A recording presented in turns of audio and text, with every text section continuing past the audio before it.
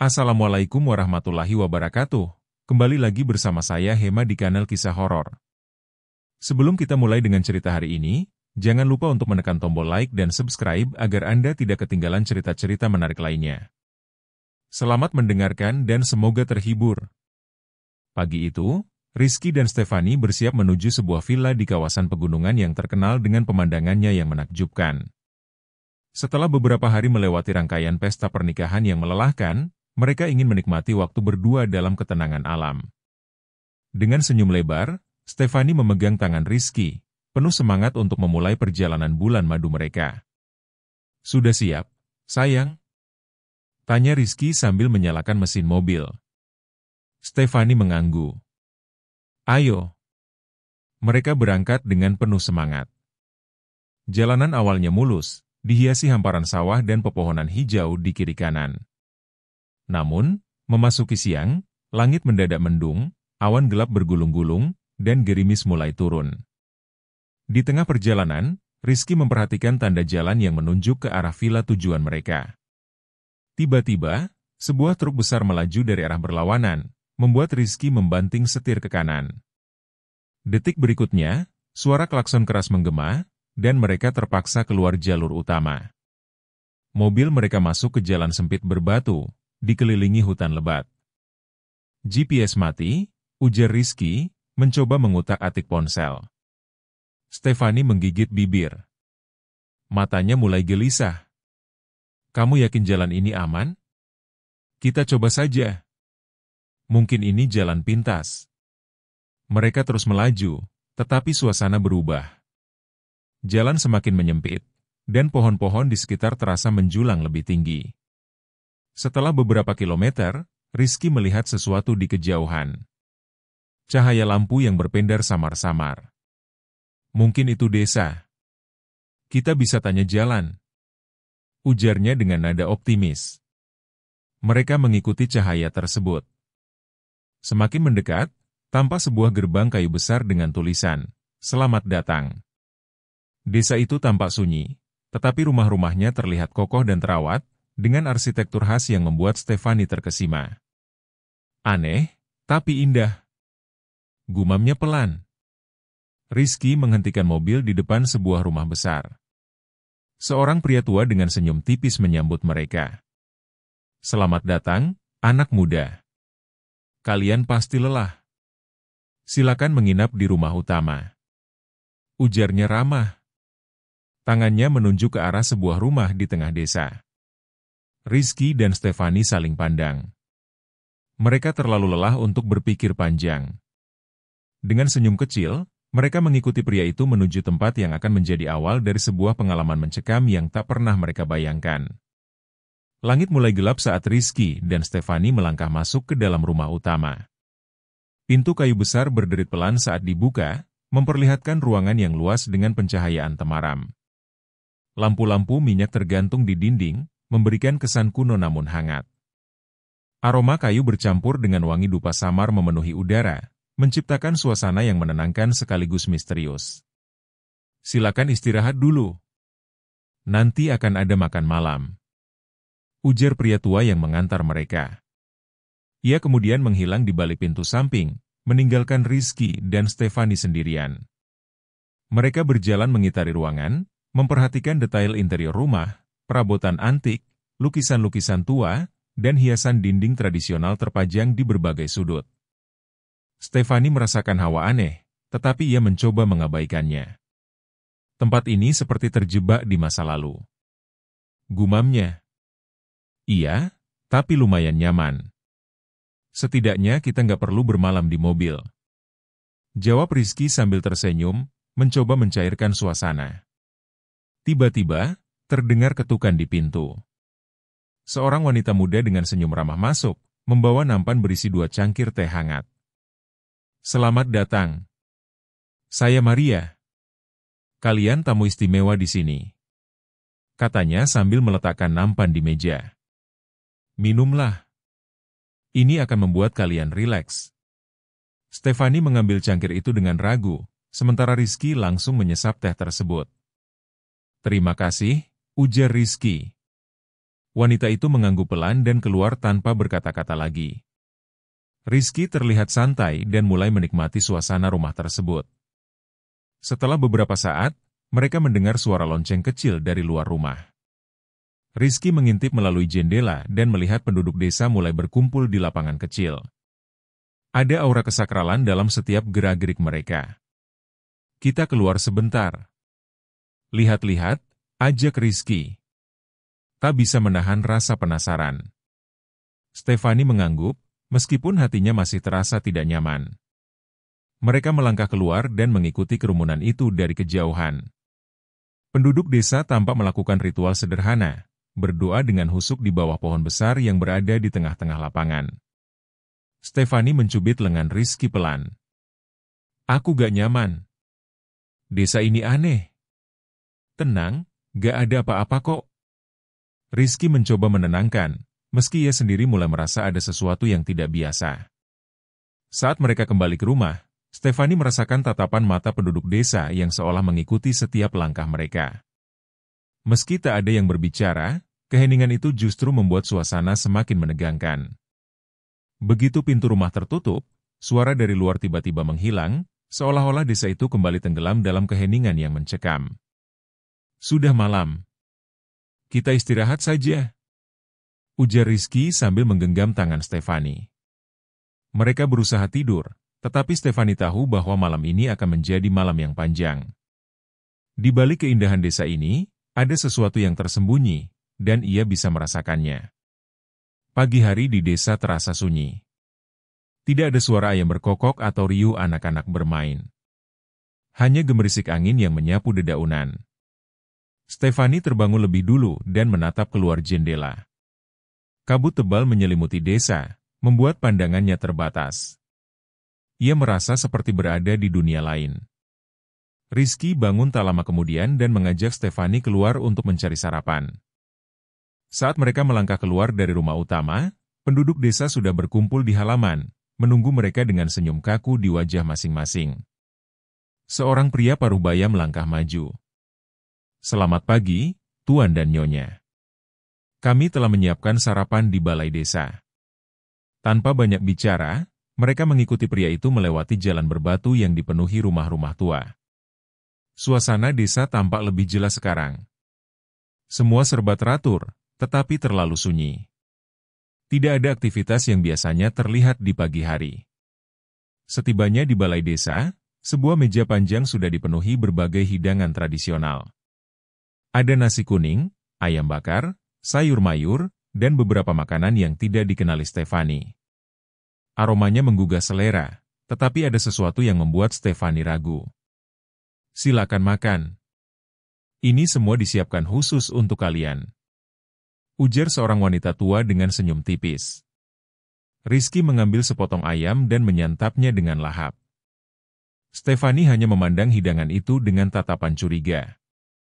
Ia mencicipi sedikit nasi, tetapi rasanya aneh, terlalu manis, dengan aroma rempah yang tidak biasa. Meskipun begitu, ia tetap makan untuk menghormati tuan rumah. Selama makan, penduduk desa hanya berdiri mengelilingi meja, memperhatikan mereka tanpa berkata-kata. Wajah mereka datar, tanpa ekspresi. Stefani merasa tidak nyaman dengan tatapan-tatapan itu, seolah-olah mereka sedang diamati seperti buruan. Kenapa mereka tidak makan juga? Bisik Stefani kepada Rizky. Mungkin ini adat mereka. Jadi mereka menghormati kita, jawab Rizky santai. Setelah selesai makan, seorang wanita muda bernama Maria yang kemarin membawa teh mendekati mereka lagi.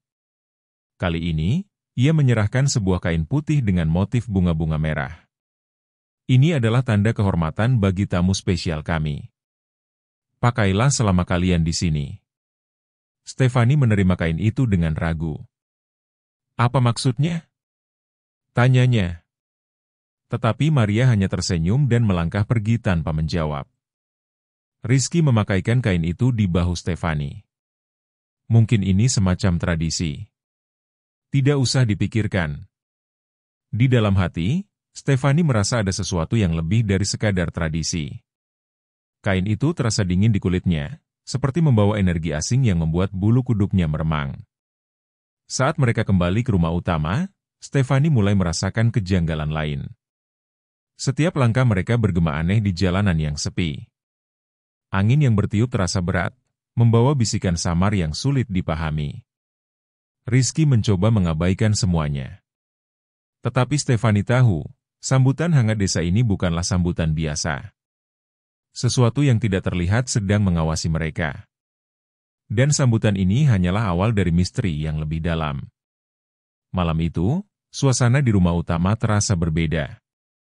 Lampu minyak yang semula menerangi ruangan kini redup, berkelap-kelip seolah tertiup angin, padahal jendela-jendela tertutup rapat. Stefani duduk di tepi ranjang, memeluk lututnya dengan cemas.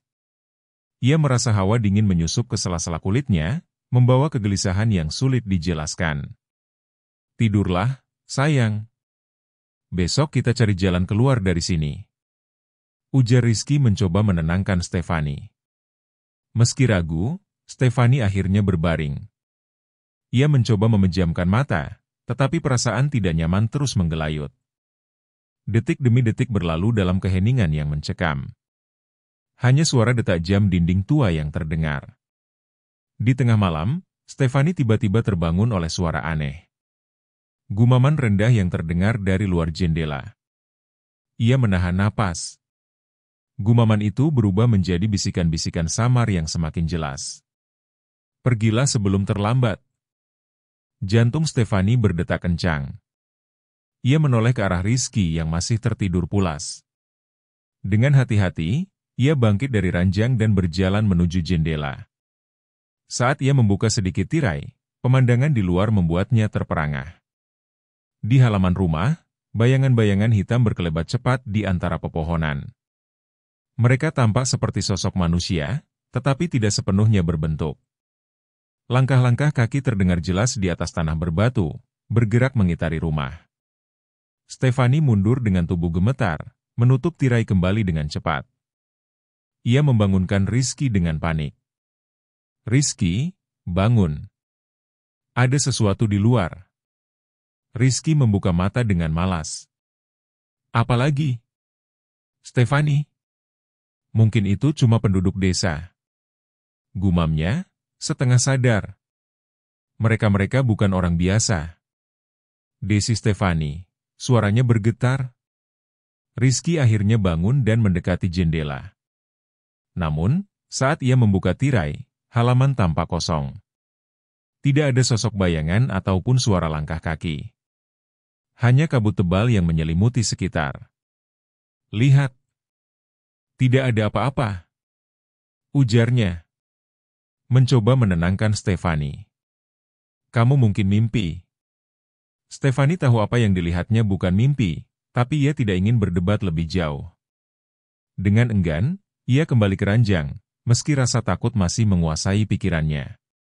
Beberapa jam kemudian, suara itu datang lagi, kali ini lebih keras. Suara langkah kaki terdengar seperti mengitari rumah, diiringi suara pintu dan jendela yang berderit. Lalu, ada ketukan pelan di pintu kamar mereka.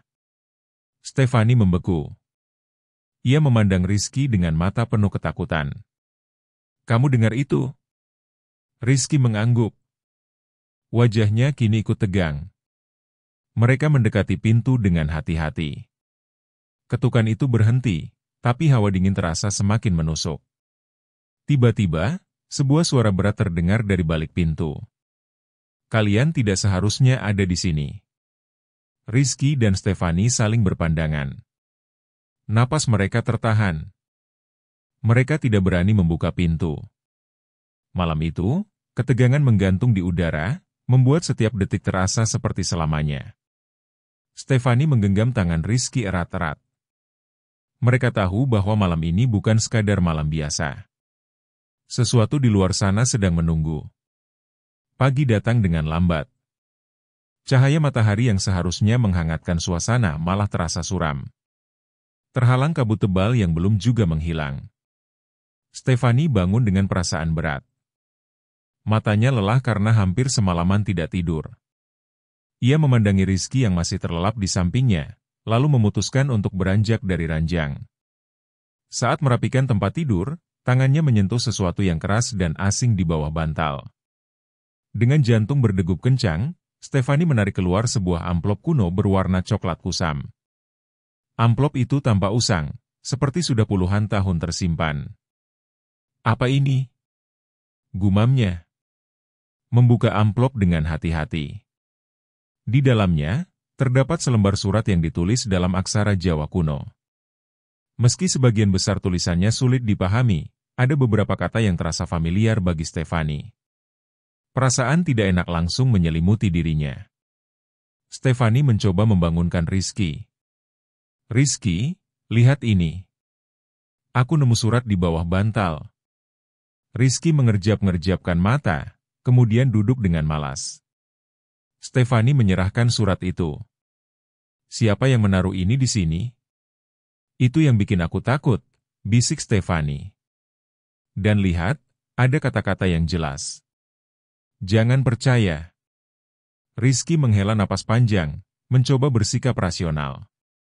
Mungkin ini bagian dari tradisi desa. Bisa saja cuma lelucon atau ritual adat.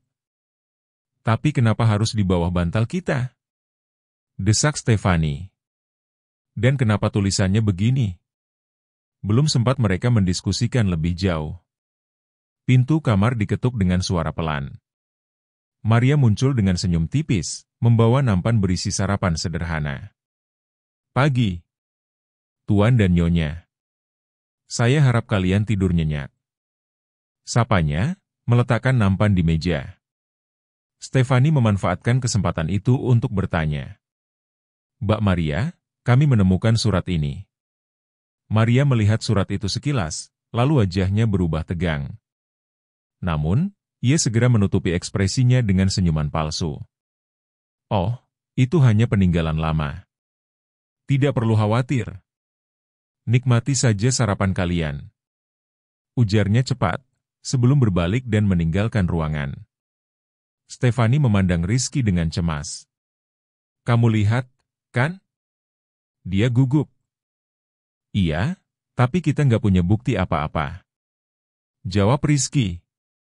Mencoba menenangkan. "Kita cari tahu lebih lanjut nanti." Setelah sarapan, mereka memutuskan untuk berkeliling desa lagi. Stefani membawa surat itu dalam tas kecilnya. Merasa bahwa surat tersebut mungkin menjadi kunci untuk memahami misteri di desa ini. Saat berjalan, mereka memperhatikan sesuatu yang tidak biasa. Semua penduduk desa tampak mengenakan pakaian yang sama seperti kemarin, seolah-olah waktu di tempat ini tidak pernah bergerak maju. Yang lebih aneh, tidak ada satupun anak-anak atau orang tua yang terlihat. Semua penduduk tampak sebaya, berusia sekitar 30-an, dengan wajah datar tanpa emosi. Mereka semua sama. "Lihat deh," bisik Stefani sambil meremas tangan Rizky. "Iya, aku juga baru sadar," balas Rizky dengan nada tegang. Mereka terus berjalan sampai menemukan sebuah jalan setapak yang mengarah ke hutan kecil di belakang desa. Di sana, suasananya lebih mencekam. Pohon-pohon tua dengan batang besar menjulang tinggi menciptakan bayangan gelap yang mengintimidasi. Di tengah hutan itu, mereka menemukan sebuah batu besar dengan ukiran simbol-simbol aneh. Stefani merasakan dejavu, seolah-olah simbol itu pernah ia lihat sebelumnya. Ia mengeluarkan surat dari tasnya dan membandingkannya dengan ukiran di batu. Beberapa simbol terlihat sama.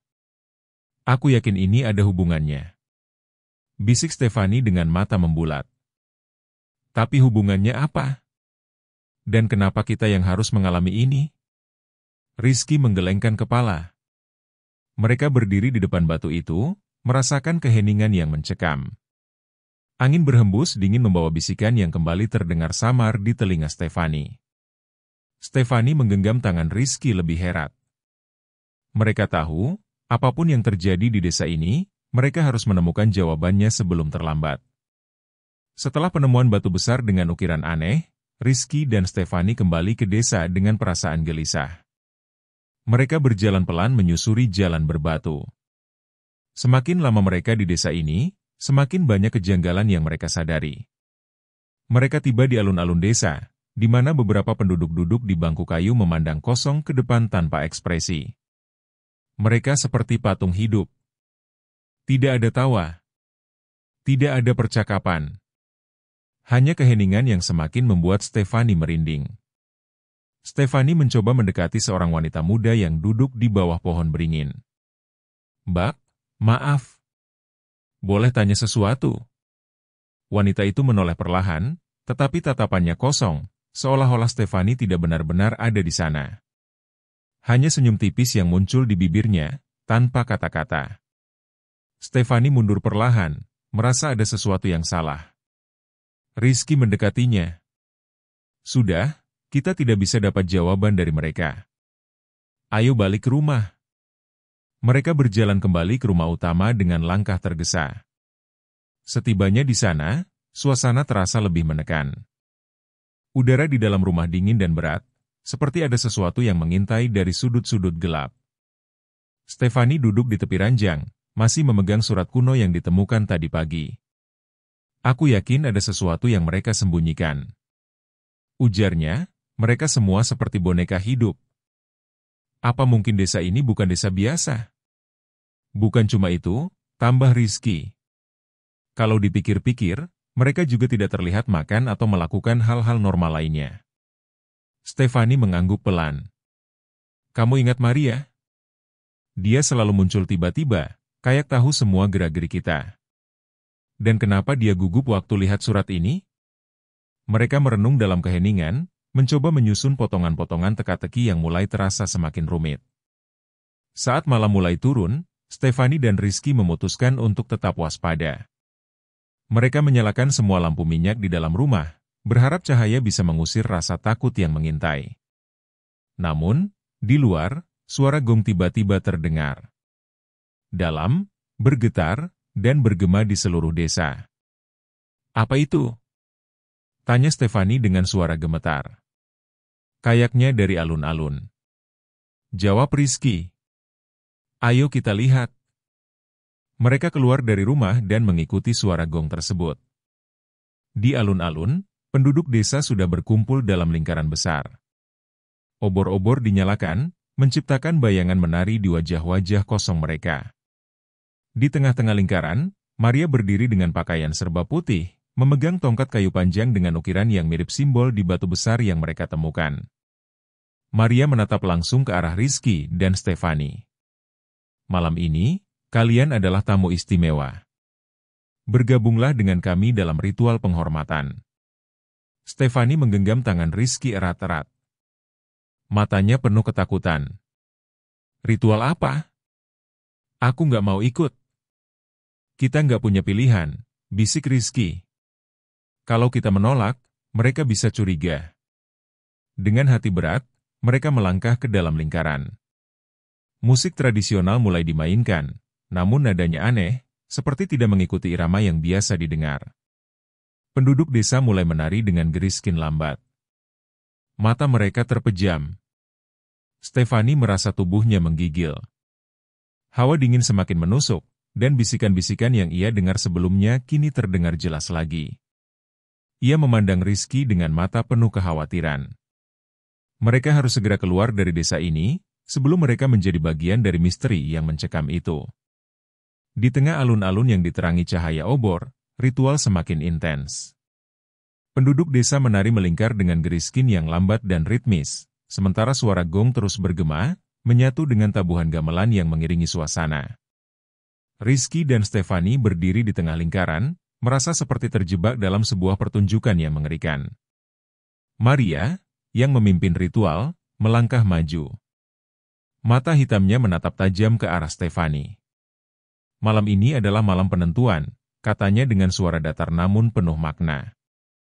"Kalian harus mengikuti semua aturan, atau kalian tidak akan pernah keluar dari sini." Stefani menggenggam tangan Rizky lebih herat. "Aku nggak suka ini," bisiknya dengan suara bergetar. "Kita ikuti saja.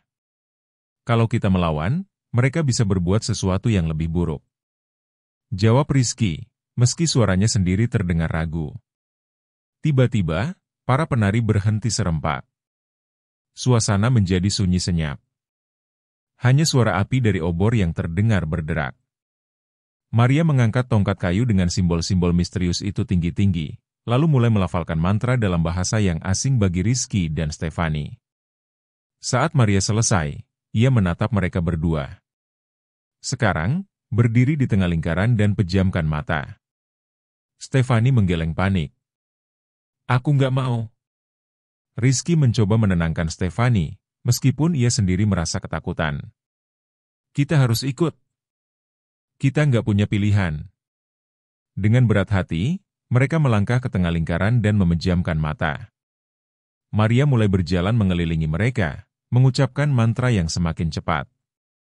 Udara di sekitar mereka terasa berubah, menjadi lebih berat dan dingin. Tiba-tiba, Stefani merasakan sakit kepala yang hebat. Ia memegangi kepalanya dan jatuh berlutut. Rizky panik, mencoba membantu Stefani berdiri. Namun, Stefani kehilangan kesadaran. Tubuhnya terkulai di pelukan Rizky. Para penduduk desa hanya diam, memandang tanpa emosi. Maria menghentikan langkahnya dan menatap mereka dengan ekspresi datar. Bawa dia kembali ke rumah utama, perintah Maria. Dia akan pulih jika takdir mengizinkan. Rizky menggendong Stefani dan berjalan tergesa kembali ke rumah. Diiringi tatapan kosong penduduk desa. Begitu mereka tiba di kamar, Rizky meletakkan Stefani di ranjang. Wajah Stefani pucat, napasnya tersengal. Stefani, bangun. Sayang, Rizky berusaha membangunkan istrinya. Tetapi Stefani tidak merespons. Ketika Rizky hendak mengambil air, ia melihat sesuatu yang membuatnya tertegun. Di dinding kamar, bayangan Stefani tampak bergerak sendiri, meskipun tubuhnya diam di tempat tidur. Bayangan itu tampak menari dengan geriskin lambat, seolah mengikuti irama yang tak terdengar. Ini nggak mungkin. Gumam Rizky, merasa bulu kuduknya meremang. Saat Rizky mencoba menggapai bayangan itu, tiba-tiba Stefani tersentak bangun dengan teriakan keras. Matanya terbuka lebar, tetapi pandangannya kosong. Ia menatap Rizky tanpa mengenali suaminya. Siapa kamu? Suaranya dingin, datar, dan bukan suara Stefani yang biasa. Rizky mundur, bingung dan ketakutan. Stefani ini aku, Rizky. Namun, Stefani hanya tertawa pelan. Suara tawanya terdengar asing dan mengerikan. Kalian tidak seharusnya ada di sini. Gerbang sudah dibuka.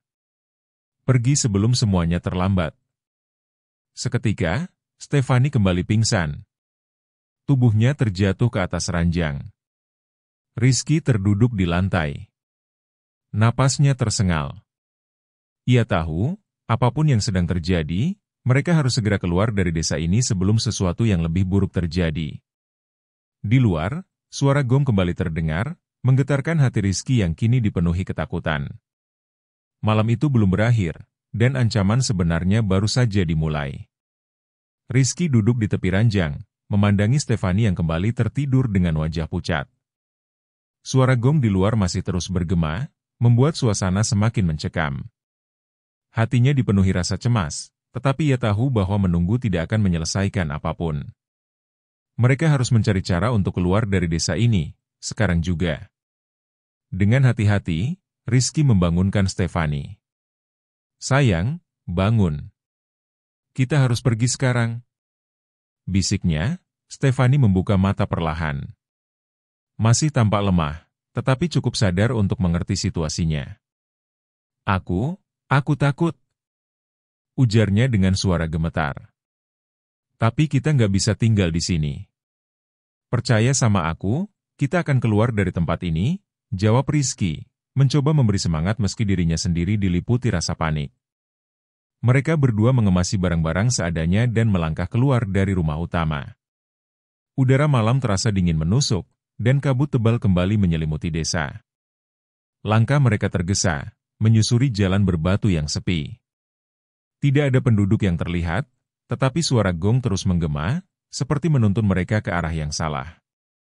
Jalan keluar harusnya ke arah sini, kata Rizky, menunjuk jalan setapak yang mereka lewati saat pertama datang.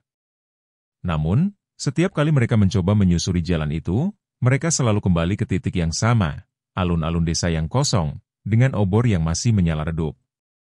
Stefani menggigil, memeluk tubuhnya sendiri. Kita seperti jalan di tempat, ini nggak mungkin. Ucapnya panik. Rizky menghela napas panjang, mencoba menenangkan diri. Kita coba lagi. Jangan panik. Stefani, pasti ada jalan keluar. Mereka mencoba lagi, kali ini mengambil jalan lain yang lebih sempit dan menembus hutan kecil di belakang desa. Langkah mereka semakin cepat, diiringi suara dedaunan kering yang terinjak di bawah kaki. Setelah beberapa menit berjalan, mereka kembali tiba di tempat yang sama, alun-alun desa. Ini gila, seru Rizky frustrasi, menendang batu kecil di depannya. Stefani mulai menangis pelan, rasa putus asa menguasainya. Di tengah keputusasaan itu, suara lembut tiba-tiba terdengar dari arah belakang mereka. Kalian mencari gerbang? Bukan. Mereka berbalik dan melihat wanita tua yang sebelumnya muncul di hutan. Kali ini, wajahnya terlihat lebih jelas di bawah cahaya obor. Matanya yang keriput memancarkan kesedihan dan kepedihan mendalam. Gerbang yang kalian cari ada di balik hutan, tapi hanya bisa ditemukan jika kalian benar-benar percaya. Lanjutnya, Rizky dan Stefani saling pandang, bingung namun penuh harapan. Maksudnya percaya apa? Tanya Rizky. Percaya bahwa kalian bisa keluar dari sini. Jangan ragu. Jangan takut. Hanya dengan keyakinan penuh, gerbang itu akan terbuka. Jawab wanita itu sebelum menghilang begitu saja, seolah tertelan kabut. Tanpa berpikir panjang, mereka kembali menyusuri jalan hutan dengan tekad baru. Stefani menggenggam tangan mereka.